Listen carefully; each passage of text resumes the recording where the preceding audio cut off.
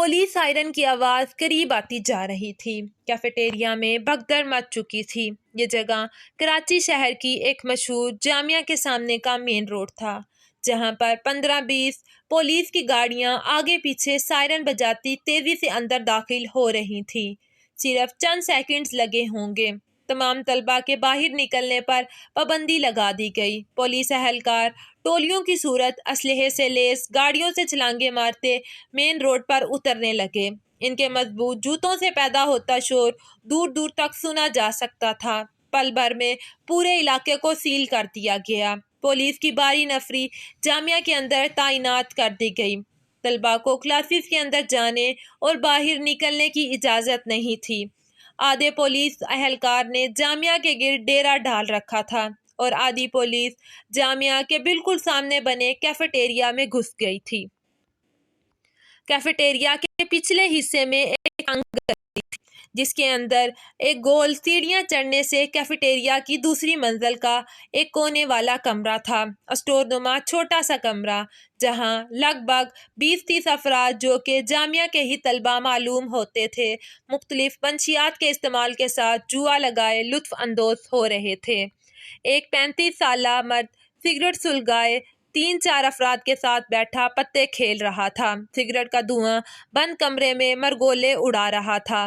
ہم سے جیت نہ سکو گے تم بابو، ہا ہا ہا۔ وہ آدمی بے ہنگم کہکا لگاتے گھاؤ تکیے سے ٹیک لگاتا مسرور سا بولا، چھوٹے صاحب وہ پلی 17-18 سال کا ایک لڑکا پھولی سانسوں سمیت بات کرنے کی کوشش میں ہلکان ہو رہا تھا۔ اس ٹھنڈ میں بھی پسینے میں شرابور وہ کسی انہونی کا پتہ دے رہا تھا۔ اس کی حالت سے بخوبی اندازہ لگایا جا سکتا تھا کہ وہ بہت بھاگ کر یہاں تک پہنچا ہے۔ کیا بھونک بھی کیا ہوا ہے، یا 2-3 جھڑ کر تیری بولتی کھلواؤں؟ چند ساعت قبل والی مسروریت اب غائب ہو چکی تھی۔ بھونک بھی 2-3 موٹی موٹی گالیوں سے نوازتے ہوئے وہ لکڑی کے پلنگ سے نیچے اترا۔ چھوٹے صاحب، پولیس کی ریڈ پڑ رہی ہے کیفیٹیریا میں، وہ پچھلے حصے کی طرف کسی بھی وقت پہنچ سکتے ہیں۔ اس نے جلدی کہتے بات مکمل کی۔ چھوٹے صاحب کے دھاڑنے کی بنا پر تقریباً تمام لوگ ہی ان کی جانب متوجہ ہو چکے تھے۔ چھوٹو کی بات پر وہاں موجود تمام طلبہ گھبرا گئے تھے۔ کیا؟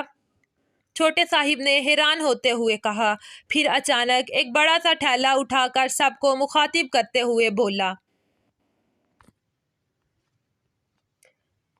جلدی کرو، جلدی سے جو بھی ہے اس میں ڈال دو۔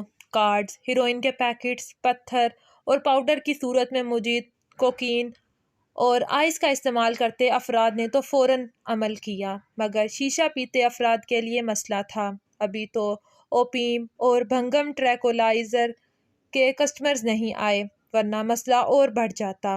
آئس کا استعمال کرنے والوں نے بھی ابھی تک سرنج کے ذریعے اسے اپنی رگوں میں نہیں اتارا تھا۔ انہوں نے وہ حقے اٹھا کر کمرے کے سامنے والی دیوار کے پاس بنی شیڈ کے نیچے رکھ دیے، جو چھوٹے سے کچن کا منظر پیش کر رہی تھی۔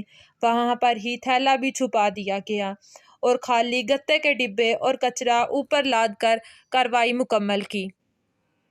اس سب میں تقریباً 3 منٹ بھی بمشکل لگے ہوں گے۔ تمام افراد نیچے تنگ سڑک میں گول دائرے کی شکل میں بیٹھ گئے اور بیچ میں کولڈ ڈرنک کی ایک خالی بوتل رکھ لی۔ اچانک سے قدموں کی تیز آواز اسی سمت میں آنے لگی۔ چھوٹے صاحب کے اشارے پر سب نے اپنے چہرے حشاش بشاش بنانے کی ممکن کوشش کی۔ اٹھو، سب کیا کر رہے ہو یہاں پر؟ تمام پولیس اہلکار ان کو گھیرنے لگے۔ کچھ اس تنگ کچرے سے بھی بھری گلی کے کونے خدروں کی تلاشی لینے لگے۔ سر، ہم تو فری پیریڈ کے باعث یہاں تفریح کو آئے تھے، 22 سال کے لڑکے نے ڈرتے ڈرتے کہا، جس کا کالر ابھی تک پولیس وردی میں ملبوس اہلکار کے ہاتھ میں تھا۔ اس گندگی میں تم لوگ فری پیریڈ گزارتے ہو، جامعہ میں جگہ کم پڑ گئی ہے کیا؟ دھاڑ کر سوال کرنے پر وہاں کھڑے اسی کی عمر کے لگ بھگ تمام طلبہ کانپ کر رہ گئے تھے۔ اوپر کی بھی تلاشی لو۔ یس سر۔ دھڑ دھڑ کی آواز سے 7-8 پولیس اہلکار گول سیڑھیاں چڑھتے دوسری منزل پر بنے کمرے میں گھس گئے، جہاں جگہ جگہ ریپرز، پلاسٹک کی تھیلیاں، خالی بوتلیں، ٹوٹی پھوٹی پرانی کرسیاں اور ایک لکڑی کا تخت پڑا تھا۔ اندھیرا ہی اندھیرا، روشنی کی چند لکیریں ایک روشن دان سے آ رہی تھی مگر ناکافی معلوم ہو رہی تھی۔ کچھ ملا۔ نیچے موجود افسر شاید ان سب سے عہدے میں بڑا تھا۔ تبھی حاکمانہ لہجے میں دوسری منزل کے زینے پر کھڑے باوردی ساتھی سے دریافت کیا۔ "نو سر"۔ اس کے جواب پر ایس پی وہاج خود اندر چلا گیا۔ "ناممکن، ایسا نہیں ہو سکتا۔ اطلاع کے مطابق منشیات کی فروخت میں اس اڈے کا بڑا ہاتھ ہے۔ ہماری انفارمیشن غلط نہیں ہو سکتی۔ اس کی آواز خاصی اونچی تھی۔ "یہاں پر تلاش کیا؟ ایس پی وہاج نے اسٹک سے 2-3 گتے کے ڈبے ہٹاتے کہا۔ "سوری سر، جلدی چیک کرو"۔ "نہیں سر، یہاں تو کچھ بھی نہیں ہے"۔ تمام افراد نے مل کر وہ جگہ خالی کر دی مگر وہاں کچھ بھی نہ دیکھ کر ایس پی وہاج کا سارا جوش ماند پڑ گیا۔ مایوسی نے پل بھر میں اس کے چہرے کا احاطہ کیا تھا۔ "چلو"۔ اس کی مردہ سی آواز پر تمام پولیس اہلکار نیچے اترنے لگے۔ دیکھتے ہی دیکھتے ساری پولیس وہاں سے روانہ ہو گئی۔ ہر کوئی حیرانی سے کھڑا اس معجزے پر حیران تھا۔ ایسا کیسے ممکن تھا کہ اتنی سخت ریڈ کے باوجود وہ تھیلا ان کے ہاتھ نہیں لگا تھا؟ یہ تو ناممکن سا تھا۔ پولیس کے جاتے ہی تمام طلبہ نے سکھ کا سانس لیا۔ مگر خطرہ ابھی ٹلا نہیں تھا۔ پولیس کسی بھی وقت واپس آ سکتی تھی۔ اسی لیے مزید 1 گھنٹے تک کوئی بھی اوپر نہیں گیا تھا، نہ ہی اپنی جگہ سے ہلا تھا۔ یہاں تک کہ گھر گھر میں موجود ٹی وی پر نیوز اینکر کے تحت پولیس کی اس ریڈ کے بارے میں ناکامی کی اطلاع عوام تک پہنچ چکی تھی۔ آپ کو بتاتے چلیں کہ منشیات کی فروخت میں دن بدن اضافے کے باعث آج کراچی کی مشہور جامعہ کے سامنے بنے کیفیٹیریا میں ہونے والی ریڈ ناکام ثابت ہوئی۔ ساتھ ہی ساتھ یہ بھی بتاتے چلیں کہ یہ ریڈ ایس پی وہاج اور اے آئی جی شہاب ملک کی زیر نگرانی ہوئی۔ نہ صرف ایک جامعہ بلکہ سرکاری اور نجی تمام تعلیمی اداروں اور ان کے آس پاس موجود ہوٹلز، کیفیٹیریا اور دکانوں پر بھی چھاپا مارا گیا مگر سوائے ناکامی کے کچھ بھی ہاتھ نہ آیا۔ اس ناکامی پر ڈی آئی جی ریحان شاہ کا میڈیا سے حوصلہ افزا خطاب۔ وہاں پر موجود طلبہ میں سے کسی ایک نے یہ ویڈیو پلے کی تو سب کی سانسیں بحال ہونا شروع ہو گئیں۔ "چھوٹے صاحب، شکر کرو، کل رات ہی مال ڈلیور کر دیا تھا، ورنہ 5 کلو ہیروئن اور خیبر پختونخوا بھیجی تھی۔ جانے والی کلسٹر پکڑی جاتی تو آج ہم سلاخوں کے پیچھے ہوتے"۔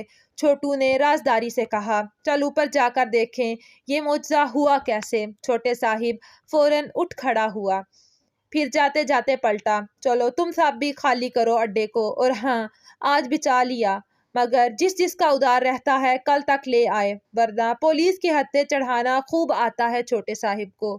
وہ نحوست سے پھنکارا۔ "چھوٹے صاحب، وہ جو چھوڑا ہے نا، دے دو، مہربانی ہوگی، ورنہ پورا دن بے چین گزرے گا"۔ 23 سال کا نوجوان بے چارگی سے فریادی لہجے میں بولا۔ چل نکل، تو 2 بار ادھار نشہ لے چکا ہے، کرسٹل تو اب تجھے کسی قیمت پر نہیں دینی، اوقات ہے نہیں، اور نشے بھی سب سے مہنگے والے کرتے ہیں یہ کمینے، چل دفع ہو یہاں سے"۔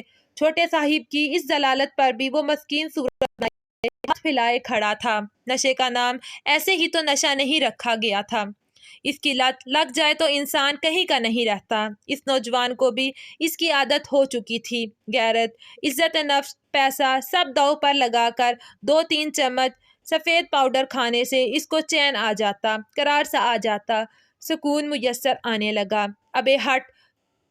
چھوٹے صاحب اسے 2-3 گالیوں سے نوازتا دور دھکیلتا گول زینے چڑھ گیا۔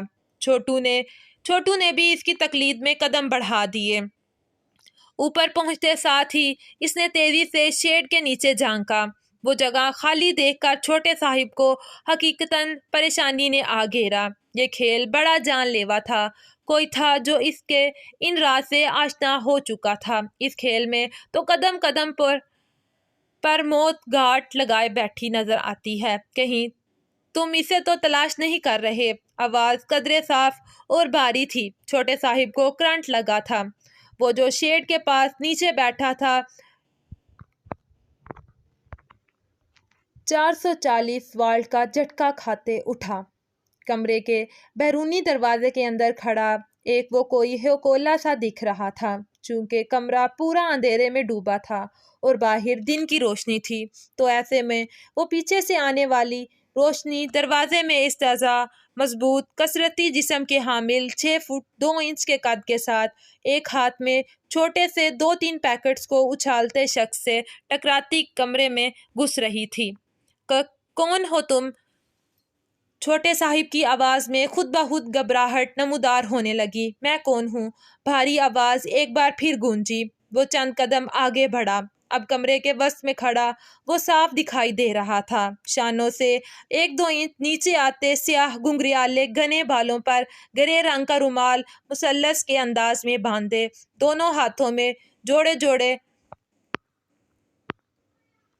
چوڑے بینڈز اور باریک سی 2-3 تاروں نما بریسلیٹ پہنے، آنکھوں میں بھر بھر کر سرما ڈالے، گہرے سبز رنگ کے گھٹنوں تک آتے کرتے کے ساتھ جینس میں ملبوس وہ نوجوان کوئی 26-27 سال کا ہوگا۔ اس کے ہاتھ میں وہی تھیلا تھا، مگر ابھی اس کا منہ کھلا ہوا تھا اور 2-3 ہیروئن کے پیکٹس اس کے ہاتھ میں موجود تھے، جنہیں سرکس کے جوکر کی گیند کی طرح وہ اچھالتا ہوا محسوس ہو رہا تھا۔ میں ایگل ہوں، کرخت مغرور بھاری مردانہ آواز میں جواب دیتے اس نے وہ پیکٹ چھوٹے صاحب کے منہ پر دے مارے۔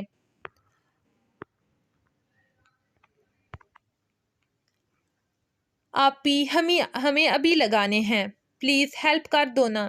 وہ ایک چارٹ ہاتھ میں پکڑے کھڑی ملتجی لہجے میں بولی۔ بس کر جاؤ گڑیا، ہر چیز کی حد ہوتی ہے۔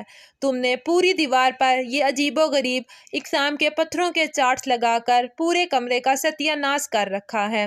سائیکا نے چند طے شدہ کپڑے الماری میں رکھتے ہوئے کہا۔ آپ نے بھی تو یہ بڈھوں والے ناولز اور سفر نامے بک شیلف میں بھر رکھے ہیں۔ ہم نے کبھی کچھ کہا؟ سب کے اپنے اپنے شوق ہوتے ہیں، خبردار جو میری بکس کو بڈھوں والی کہا تو۔ سائیکا نے الماری کا پٹ زور سے بند کرتے جارحانہ انداز میں انگلی اٹھاتے ہوئے کہا۔ Good, very good.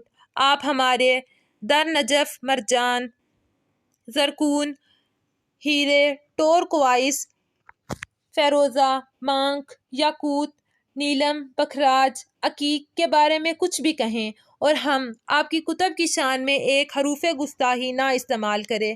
بہت خوب، وہ چڑھ کر گویا ہوئی۔ سارے پتھر تو تم لگا چکی ہو، اب یہ کون سا ہے؟ سائیکا نے مسکراہٹ دباتے ہوئے پوچھا۔ یہ مرکت ہے، اور خبردار جو آپ نے اس کے بارے میں کچھ بھی کہا تو۔ وہ منہ بگاڑ کر بولتی چارٹ کھول کر اس پر ہاتھ پھیرنے لگی، جہاں گہرے سبز رنگ کے 2-3 پتھر جگمگاتے ہوئے بہت خوبصورت بنائے گئے تھے۔ بلا شبہ یہ آرٹ آنکھوں کو حیران کر رہا تھا۔ مرکت، یہ کون سے پتھر کا نام ہے؟ میں نے تو کبھی نہیں سنا۔ وہ اس کے ہاتھ سے چارٹ پکڑ کر دیکھتے گویا ہوئی۔ خیر، سنا تو آپ نے ٹورکوائز اور مانگ کے بارے میں بھی نہیں ہے، وہ شانے بے نیازی سے کہتی اس کے ہاتھ سے چارٹ لے کر سامنے والی دیوار کے پاس آ کھڑی ہوئی، جہاں اسی طرح کے بہت سے پتھروں کے چارٹس لگے تھے۔ کچھ آئل پینٹ سے بنے تھے تو کچھ کمپیوٹرائز تھے۔ ٹورکوائز فریزا کو انگلش میں کہتے ہیں کیونکہ یہ ملک ٹرکس یعنی روم میں زیادہ پایا جاتا ہے، اور مانک یاقوت کو ہندی میں کہتے ہیں۔ اس میں تمہیں پیلس یاقوت بہت پسند ہے، یہ نیلگوں آسمانی والا۔ سائیکا نے چارٹ پر ہاتھ رکھتے کہا جس میں وہی پتھر بنا تھا جس کا وہ ذکر کر رہی تھی۔ یہ سب ہم نے آپ کو بتایا تھا تبھی پتا ہے، ورنہ پہلے تو آپ کے علم میں یہ کچھ بھی نہیں تھا، وہ چڑھانے والے انداز میں کہتی چارٹ کو دیوار پر اینگل لگانے لگی۔ اچھا، یاد تو تھا نا، مگر تمہیں تو وہ بھی نہیں ہوگا۔ چلو بتاؤ، چلتے ہو تو چین کو چلیے۔ میں جو چائنیز میں شکریہ کہنا بتایا تھا وہ کیسے کہتے ہیں؟ سائیکا نے مصنوعی برہمی کا تاثر دیتے ہوئے کہا۔ شے۔ وہ اپنے ازلی لاپرواہی انداز میں بولی۔ سائیکا کا منہ کھل گیا۔ ہمیں نی ہاؤ جس کے میننگ ہیلو کے ہیں وہ بھی پتا ہے، اور یہ بھی کہ ابن انشا نے چائنیز کے 500 الفاظ سیکھے تھے اخبار پڑھنے کے لیے۔ آپی اب نیلم ابرار کی ذہانت کو ڈی گریڈ نہیں کر سکتی، وہ فرضی کالر جھاڑتے ہوئے بولی۔ اتنی ہی ذہانت اور صلاحیت ہے تو خود ہی لگا لو انہیں۔ میں جا رہی ہوں کباب فرائی کرنے۔ आहिल आ रहा है और उसे कबाब और तुम्हारे हाथ की चाय कितनी पसंद है, ये तो तुम जानती हो प्यारी गुड़िया। साइका ने थोड़ी पकड़कर साइका ने शरारत से इसकी थोड़ी पकड़कर हिलाई और मुस्कुराते हुए कमरे से निकल गई। आपी, इट्स नॉट फेयर। इसकी तमाम आवाज़ों को नज़रअंदाज करती साइका नीचे चली आई, जहां ड्राइंग रूम से आहिल की आवाज़ आ रही थी। साइका भी अंदर चली आई। अस्सलामुअलैकुम। इसने होले से सलाम किया तो आहिल ने मुस्कुराते हुए सर को जंबिश दी और फिर से दादो के साथ सिलसिला कलाम जोड़ लिया। नहीं दादो, मैं नहीं गया था। ये रेड तो मुझसे सीनियर ऑफिसर्स की थी। मेरे इल्म में ये बात बिल्कुल नहीं थी। ग्रेड 18 और 19 के ऑफिसर्स ने मंशियात की स्मगलिंग और फ़रोख्त के खिलाफ आज मुख्तलिफ जगहों पर ऑपरेशन किया है, मगर 2-3 मामूली नशा आवरों के अलावा कोई कामयाबी हासिल नहीं हो सकती। वो रसानियत से कह रहा था। अचानक ही ख्याल आ गया पुलिस को, वैसे तुझे क्यों नहीं पता था? तू भी तो इसी अदारे का है ना? दादो ने चश्मा नाक पर टिकाते आहल को घूरा। दादो, मैं ग्रेड 17 का हूँ और कई बार पुलिस के बड़े बड़े ऑफिसर्स ऐसी खुफिया रेड करते हैं कि अदारे के निचली पोस्ट पर मौजूद अफराद भी बेखबर होते हैं, ताकि इनकी वफादारी का भी इम्तिहान लिया जा सके। आहल ने वजाहती जवाब दिया। हाय। दादो मुंह पर हाथ रखते हुए, नहीं मियाँ, तूने कौन सी बेवफाई कर दी इन अफसरों के साथ? तू भी तो ऊपर के अफसरों में से होना। इनकी बात पर आहिल ने बमुश्किल तमाम अपने मुंह के बिगड़ते जाविये दुरुस्त किए। जी दादो, मैं सीनियर ऑफिसर्स में से ही हूँ। एएसपी आहिल इसरार, मगर अभी नया नया तो अपॉइंट हुआ हूँ और सीनियर्स में से मेरा ग्रेड सबसे कम है, इसीलिए और कुछ अफसरान को शक था कि जूनियर्स पहले ही रेड और ऑपरेशन की न्यूज़ रिलीज़ कर देते हैं, तभी इसे खुफिया रखा गया था। एक बार फिर इसने वजाहत दी तो कबाब और कोल्ड ड्रिंक ट्रे में रखे अंदर आती साइका मुस्कुराए बिना ना रह सकी। अरे साइका, मेरे बच्चे भाई के लिए चाय ला। ये अंग्रेज़ी मशरूब पी कर क्यों सेहत खराब करवा रही है बेचारे की। वो जैसे ही सेंट्रल टेबल पर ट्रे रख कर सीधी हुई तो दादो ने नया नुक्स निकाल दिया। ड्राइंग रूम सादा सा मगर मुनफरिद था। हल्के आसमानी रंग के सोफे जो दीवारों के साथ पड़े थे। इनमें से एक सिंगल सोफे पर आहिल बुरा जमान था और इसके सामने मेज पर दूसरी दीवार के साथ दादो का तख्त था। बाईं तरफ वाली दीवार पर डेकोरेशन पेंटिंग्स लगे थे। ड्राइंग रूम के 2 दरवाजे थे जिन पर सोफों के रंग से मिलते जुलते जाली के पर्दे टंगे गए थे, जबकि फर्श पर सफ़ेद रुई सा नरम कालीन बिछा था। पूरे घर में सबसे महंगी और कीमती आराइश इसी कमरे की थी। दादो, चाय बनवानी है तो गुड़िया से कह देना। वो हल्के से मुस्कुराते बोला। शायद बात बेबात मुस्कुराना इसकी आदत थी। घनी मूंछों तले बारीक होंठ, जब भी मुस्कुराते आंखें सुकड़ सी जाती थी। बस मियाँ, फिर तो पी ली तुमने चाय? दादो ने हाथ उठाते हुए कहा और फिर तख्त से उतरने लगी। मैं मगरिब पढ़ लूँ, वक्त गुजरा जा रहा है। हाय, ये जोड़ों का दर्द। वो साइका का हाथ थामे तख्त से नीचे उतरी और फिर अपनी चादर दुरुस्त करती बाहर गुम हो गई। साइका, गुड़िया कहाँ है? दादो के जाते ही वो कबाब वाली प्लेट रख कर थोड़ा आगे को झुकते राजदारी से पूछ रहा था। ऊपर है, अपने पत्थर लटकाने की कोशिश कर रही होगी। मुझे मदद को कह रही थी, मैंने साफ इनकार कर दिया। और हाँ, तुम्हारी चाय भी नहीं बनाने वाली आज वो। आखिर में उसने आबरू उचकाते बात मुकम्मल की। साथ ही एक प्लेट में 2 कबाब रखे और चम्मच लेकर दादो के ही तख्त पर टांगे फंसार कर बैठ गई। ऐसे ही नहीं बनने वाली। अभी देखो, 1 मिनट से पहले किचन में ना नजर आई ना तो मैं एएसपी आहिल इसरार नहीं। वो टिशू से हाथ पूंछता, सर को खम देता मुस्कुराते हुए बाहर निकल गया। साइका ने सर झटकते दोबारा अपनी प्लेट पर नजरें जुमा दी। यह स्टूल तो बहुत ही गंदा हो रहा है, इसने खुद कलामी करते हुए कहा। इतना भारी, तकरीबन 2.5 फीट ऊंचा स्टूल रख कर लाते इसका नाजुक बदन थरथरा रहा था। सांस भी फूल चुकी थी। चेहरे की गुलाबी रंगत में गुलाबीपन और ज्यादा आ गया था। दफा करो, गंदे को 2 चाट ही तो लगाने हैं। इस सोच के तहत बमुश्किल तमाम وہ لکڑی کے ڈنڈوں پر قدم جماتی اسٹول کی سطح تک پہنچی ہی ہوگی۔ بغل میں دبایا چارٹ نکال کر ابھی سیدھا ہی کیا تھا کہ اسٹول ہلکا سا ہلا۔ او نہیں! درمیان میں کھڑے ہو کر اس نے توازن برقرار رکھنے کی کوشش کی، جس میں کامیاب تو ہو گئی تھی، مگر ہلکے سبز رنگ کی آنکھوں میں خوف کے سائے لہرانے لگے۔ اس نے سامنے دیکھا تو اے ایس پی آہل کی مسکراتی نظریں اسی پر جمی تھیں۔ ایک لال بیگ بالکل اس کے پیر کے قریب پہنچنے کو تھا۔ آج تو ہم گئے، دادو آپی بچا لو۔ وہ اسٹول پر ہی کھڑی چیخیں مار رہی تھی۔ ہا ہا ہا، گڑیا تم تو بڑی ڈرپوک واقعہ ہوئی ہو۔ نیلم نے ایک نظر اسٹول کی سطح تک پہنچنے کی کوشش کرتے لال بیگ کو دیکھا اور دوسری نظر کہکے لگاتے اے ایس پی آہل پر ڈالی۔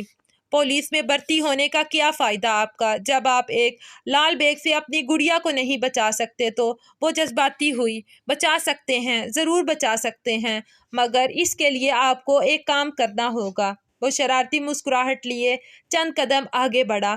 کیا کام؟ چائے بنانی ہوگی ہمارے لیے۔ اے ایس پی آہل کا مطالبہ سنتے ہی وہ ساری بات سمجھ گئی۔ سفیدی مائل رنگت میں اب سرخیاں گھلنے لگی تھی۔ ہم نے کب منع کیا چائے بنانے سے؟ اس کی آواز مدھم تھی اور پلکیں سجدہ ریز۔ آہل کا دل دھڑکا تھا۔ اوہو، اگر منع نہیں کیا تو فوراً گرما گرم چائے پلا دیں، اس ٹھنڈ میں شدید طلب ہو رہی ہے۔ وہ اسٹول پر کوہنیاں ٹکائے پرسکون پرشوق نظروں سے تکتے کہہ رہا تھا۔ پہلے اس کو تو ہٹائیں پلیز۔ وہ پھر سے لال بیگ کی طرف متوجہ ہو چکی تھی۔ یہ لیں، جب تک ہم اس کا کام تمام کر چکے ہوں آپ چائے بنا لائیں۔ وہ کاکروچ کو اس کی مونچھوں سے پکڑتے بولا اور پھر اس کا کھلا منہ دیکھ کر ہنستا ہوا کمرے سے نکل گیا۔ نیلم نے بے اختیار جھنجھری لی۔ برا سا منہ بناتی وہ اپنا سابقہ کام نامکمل ہی چھوڑ کر اسٹول سے اتر چکی تھی۔ اب اسے آہل کے لیے چائے بنانا تھی اور اس کی بہت سی فضول باتیں بھی سننا تھی جو اسے قطعاً پسند نہ تھی، مگر وہ جانتی تھی کہ وہ اسے کتنی پسند تھی۔ راہ آسان ہو گئی ہے، جان پہچان ہو گئی ہے، پھر پلٹ کر نگاہ نہیں آئی، تم پہ قربان ہو گئی ہے۔